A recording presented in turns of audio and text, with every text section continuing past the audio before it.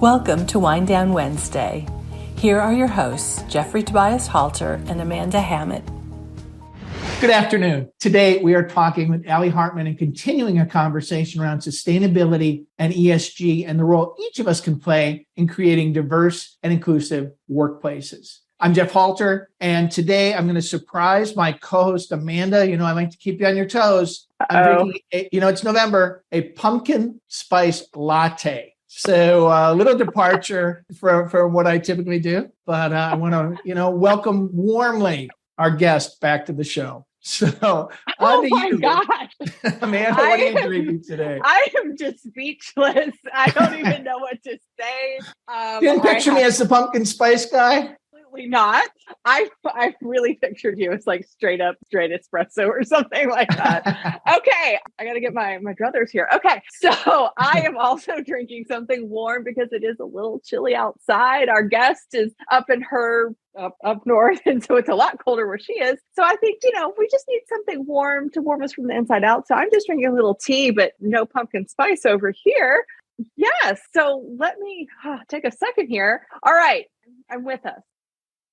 Honor to welcome Ali Hartman back. If you guys did not listen to her last episode, please go back to last week, check it out. And we spoke with her just last week about her work and corporate responsibility. So Ali is a lifelong activist and change maker, and she has spent her entire professional career in roles that sit at the intersection of profit and purpose.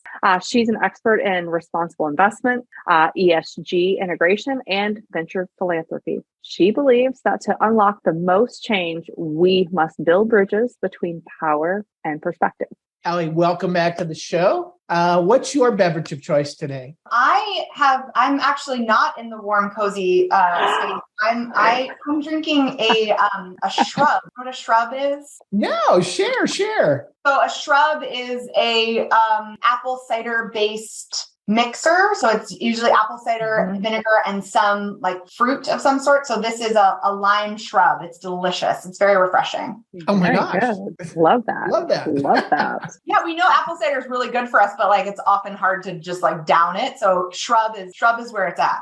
All right. I'm gonna keep that in mind because yes. Okay. All right. So Ali, for the listeners who missed the earlier episode, first of all, shame on you. And second of all, would you share a really short background and description of the work that you are doing? Sure.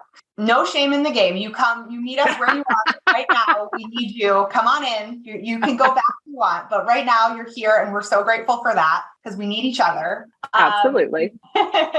My background. So I work in big business, private equity, venture capital. I work in these massive systems and seats of money and access and power and influence. And I help them to think about how the outside world, both its limitations and constraints, as well as its expectations and needs, should shape how they see the world and how they do business, and making sure that we have a system that is taking all of that into consideration. So I have had the great privilege of working in a lot of interesting places and getting to think about the outside world and how it interacts with the inner workings of a company.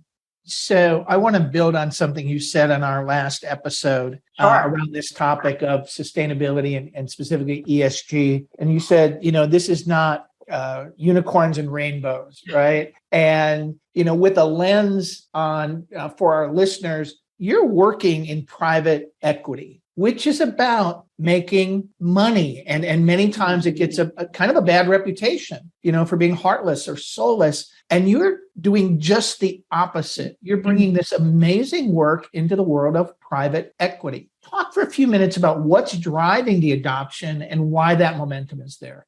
Yeah. So I grew up in a social justice activist household, thought I was going to be in the public sector my whole life. If you heard the first interview, you know that. I then went and realized, holy smokes, companies have such an important role to play in this system of ours, and I needed to understand them. So I started my career in big business and working within companies, right? Then I moved into private equity. So for folks who don't know, private equity, is really a an invisible hand that has a portfolio of investments in companies. Typically, they're the majority owners and operators of those companies for the time that they hold them. The firm that I was at and many of its peers hold companies for actually quite a long time. So it's not like what you think about in Pretty Woman as the chop turnaround. You're in and you're out in a couple months. We held companies for an average of 7 years in my previous role. That really allows you to have the time that you need to think about change management and unlocking value and growing businesses. And so that's why I think my work is able to be done, because we're able to take a longer view and we're able to measure success in years, not quarters or weeks or days, right? I think a lot of times we want big transformations in very short time, right? Just in general, like people want to lose 30 pounds in 2 weeks. It's like, well, that's not really how it works. And I think it's the same in companies. We want to sort of say like, oh, we're going to do this big thing, but we want to do it in a condensed time frame. And so in private equity, there are long-term incentives. There's an alignment of interests. And there is a connective level of responsibility between the firm who invests in and owns stake in those companies and the companies themselves. I now actually am in venture capital, which is a bit different still. So it was in private equity for almost a decade and really helped to not only transform the organization that I was at, but our team transformed, I would say, the industry at large, helping to think about how these environmental, social, governance considerations, these realities that you're faced with in the operations and distribution and employment of people, right, in the field, how these things matter to unlocking value or matter to reducing controversies and risk. Now in venture capital, venture capitalists tend to invest earlier in the capital continuum. So where private equity would invest in really mature companies and take a majority ownership position, venture capital tends to invest in pretty immature companies, right? New ideas, early stage.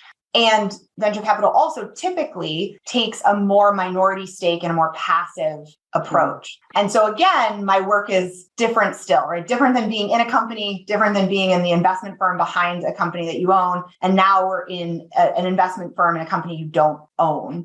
And that I bring that up, one, to make it clear, but two, to underline how important in this most recent scenario, therefore, it is to really make sure that the things you're going after are material to a company, right? Because if they're just things that like private equity firm X want to do, well, they own the company, so they can go in and do whatever they want to do, right? Like with that company. I think in the work that I'm in now, I'm really having to find those wins, right? I'm really having to find the areas that we see currently or potentially companies struggling with or missing opportunity to dig into and finding those and bringing those to light. There's no shortage of reasons to do this work, but I think the most compelling and most important is always the one that has a critical like business lens and business case behind it. So I would love if I know that there needs to be a little bit of anonymity to some of the things that you share, and that's totally understandable. But is there a way to share like some of a recent success story on where you were able to find this one thing that you guys could really get behind and align behind? Could you share something like that with the audience? Yeah, I mean, so, my job, it's really interesting. I'm in a very niche and specialized space. And yet within that, I'm a generalist. So I have to know a lot about a lot. I have to know about climate risk and carbon footprinting. I have to know about supply chain management and traceability. I have to know about human rights and labor rights and wellness and safety and like all of these things, right? I think that the interesting part of that is, again, you get to see a lot of companies and you get to see them navigate a lot of issues.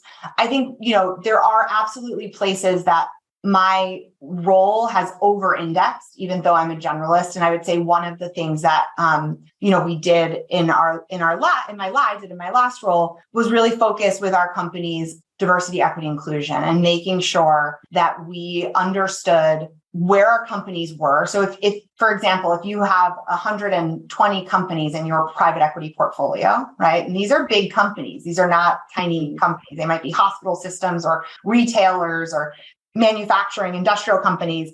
You have to understand where companies are. And then you have to be able to learn from the leaders, and push the laggards, right? And recognize that all of this is a journey of continuous improvement. There is no destination for this work, right? What the baseline is and where companies are today in terms of leadership is not where it's going to be 3 months from now, because the baseline for leadership is going to move. And so our companies always kind of have to be thinking about moving. So one of the things that I did that I know, I think your audience would find interesting is really on the DE&I landscape. We looked at our entire US private equity portfolio. We did an assessment of where those companies were on their DE&I journey. And then we created a universal resource and tool. So a very robust handbook, self-assessment, and series of resources that we provided to all of our companies on this topic. And then we also created bespoke support and advising with trusted experts to help those companies where, in particular, we saw outsized opportunity or really meaningful risk. So, I think with that, we not only moved companies in their internal journeys, but we also did some really important work around board diversity and accelerating, what we saw as important in terms of diversifying the boards of the companies that we owned. So that's a really nice segue around this notion of around specifically DE&I and a sense of urgency. Yeah. What's keeping you up at night? Because it's this is eat the elephant, boil the ocean, whatever analogy you want to use. But in the short term, 1 to 3 years, what's keeping you up at night the most? I mean, when your job is to understand, care about, articulate what's going on in the world, it's a really hard time to have this job. I'm up a lot of nights. Yeah, I would imagine a lot of sleepless nights. I'm up a lot of nights. It's been, I think it's been a profoundly hard few years, not just because of the pandemic, but so many other realities. I think, we know that 100% of Fortune 100 companies right now have public commitments to diversity, equity, inclusion. 76% of Fortune 100 companies have climate plans and goals for 2030. Like, those are stats that would have been unthinkable just a few years ago, right? It's awesome. And yet, one of the things I alluded to in the last podcast that we taped was like, there is a real difference between commitments and action. And so I think what keeps me up at night right now is that we have a lot of really good intentions, but often poor execution. And we have to bridge that gap. And we have to also center equity in the quest for equity, if that makes sense, right? I think we need to ensure that we have proximate leaders who understand these issues through their lived and learned and earned experience, who are influencing how companies show up on them. And by the way, for anybody listening, that is not volunteer work. That is not free work. We need to pay those people, right? We need to make sure that we are getting the right voices in the room so that we're making the changes that are actually helpful and that will actually create change. And we need to compensate and reward and incentivize those people for that expertise and that time. I've heard way too often folks that are like volunteering to be on the diversity committee or volunteer, it's like, and by the way, those are people who are typically in a minority group, right? They're right. So I think that's one of the big things that's keeping me up at night is that there are really good intentions, but we need action. We need clear, consistent, tangible action. And we need to take some of the fear out of the conversation. These are really complicated and tricky things to be thinking about, right? The climate crisis is not easy. Racial, inequity and racial justice is not easy. Gender justice and reproductive right. These are not easy things to talk about and to understand and to be in conversation with. And yet it's really important that we do it and that we figure out not only the right thing for a company to do, which, by the way, there's shades of gray. What's right for company A isn't right for company B. What comes naturally to CEO X isn't going to be what CEO Y sends out in a firm email. But I think we have to understand who we are individually and organizationally in the world, what our vision for ourselves is, and then we have to commit to doing the work, reporting on our shortcomings, owning our wins, and like celebrating those, and really putting in the time and not giving up. Ali, I just want to commend you for saying that. I feel like Jeff and I ring this bell frequently about how companies are putting out these statements about, oh, we have this commitment to women, we have a commitment to, people of color, all of these things, but where's the action? Like, and me personally, I work with a lot of your early career, your millennials, your Gen Zs. And once those statements started coming out, they took notice, but they've been waiting and are now leaving because there has been no action. So thank you for saying that to everyone. So I'd love really quick, you have said so much over the past 2 episodes. just phenomenal stuff that, really, we could take each one of these little segments and just break it down and spend hours on it. But if you could give one tip, just one walk away tip, this is something you could do today, next week, whatever. What could managers or senior leaders do to support their organization's ESG efforts? I think, can I give 2 tips? Sure. Okay. Because you're an overachiever. Exactly.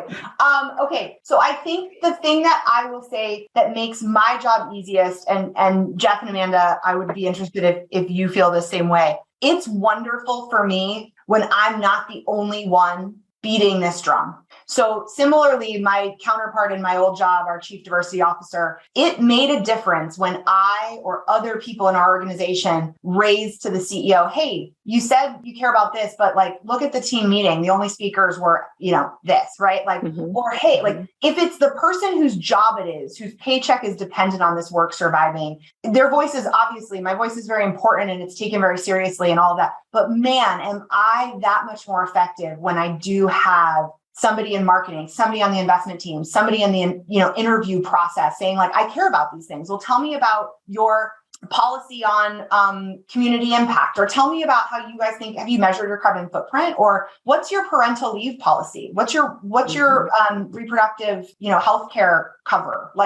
Especially, by the way, if you are outside of the norm of people who would ask those questions, right? And so for me, inside an organization, when I have diverse and interesting and respected voices that are willing to raise their hand, speak up, ask questions, that is so, so, so valuable. And so I just encourage all of us to find 1 or 2 places where we are insiders, where we have power, and use that power for good, to agitate, to make people just a little uncomfortable, right? Not totally uncomfortable that they shut you down, but just a little uncomfortable that you keep advancing that conversation. And then the second thing is just, I think, for as much as I love to talk, I'm really working hardest to listen. I think it's really important that, again, folks with power and these seats and these places of influence, whether specifically ESG or D&I or across an organization, use their voice, but also take time to bring that perspective in, to get out into the field, to roll up your sleeves, to push your own boundaries and understanding, do the trainings or the courses, talk to people, listen and learn, and be in that mode so that you yourself are that much more informed and able to navigate what is a really complex and complicated moment we find ourselves in. But there's lots of reasons to be hopeful. And I think that hope is most palpably seen for me, in those frontline leaders that are willing to take risks and lean in. Well, Ali, thank you so much. And what I think is amazing is, we started this show with I loved your comment, alphabet soup, and what can we do about this? But we really come full circle. And you mentioned 2 such practical tips. We've had so many shows, and it's kind of the core of Amanda's and I work to talk about allies, and that might be another business function, or that could be someone having your back in a meeting. And so allyship on a very broad context is right in the sweet spot of our show. And then the other thing is, and we've talked about this, my gosh, almost every show, listening to another perspective. And especially one of the mantras of Wine Now Wednesday is non-contentious conversation. And if we can talk to people that we have a difference with in a factual, non-contentious way, well, gosh, maybe both of us will learn. And so totally unprompted, you hit 2 of our most recurring themes with a really fresh lens, taking this very complex topic and really bring it home. So I would love to open a case of wine and have us do an 8-hour show with you. I think we would just have a blast, but I don't think that's going to happen. So on behalf of Amanda and myself, I just really want to thank you for joining us today. I think you are such a rock star, and we wish you nothing but the best in your future work. So cheers from Wine Down Wednesday. Cheers. Cheers. Some more conversations. Cheers. Thanks again for joining us for Wine Down Wednesdays, a contemporary midweek discussion on current workplace and marketplace issues with a focus on diversity, inclusion, intersectionality, and equality. I'm Amanda Hammett, and on behalf of myself and Jeffrey Tobias Halter, thanks so much for joining us, and we'll see you in the next episode. Thank you for joining us for Wine Down Wednesday. If you like this episode, please subscribe to receive more episodes straight to your inbox.